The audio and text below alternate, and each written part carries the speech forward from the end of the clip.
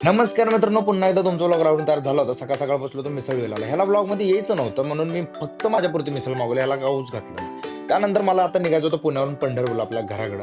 आणि घराकडे येताना मॅगडीला पोहोचलो आणि तिथं ड्रायथ्रूला वेळ नींद कम ख्वाब ज्यादा है लगता खुदा का कोई नेक इरादा है कल का फकीर आज दिल शहजादा है क्या मुझे प्यार है कैसा खुमार है 120 सेकंदाची डिलिव्हरी म्हणत मॅगडीने आम्हाला 1.5 तासानंतर डिलिव्हरी दिल्यानंतर आम्ही घेतली. तसं तर हा बर्गर आपल्या भाईसाठी होता, पण तरी पण आपण पण थोडाफार एन्जॉय करत करत रस्ता एन्जॉय करत आणि तुमच्या तोंडाला पाणी सुटत मी निघालो होतो. येता येता वीर धरणावरती थांबून थोडासा धरणाच्या पाण्याचा आनंद घेतला. काही बोलतो, फक्त ब्लॉग मध्ये टाकू नकोस. ब्लॉग मध्ये येणार एवढं तू असं पंढरपूरला यायला लागला. हॅलो गायज, वडापाव खातो. हा आपल्या ब्लॉगमध्ये यायला तयार झाला म्हणून याला वडापाव देखील खायला दिला होता आणि तोच वडापाव खात खात आम्ही घराकडे पोहोचलो. आता मी घरी पोहोचलो, थोडं फ्रेश वगैरे झालो, मी झोपतो, आता उद्या भेटू.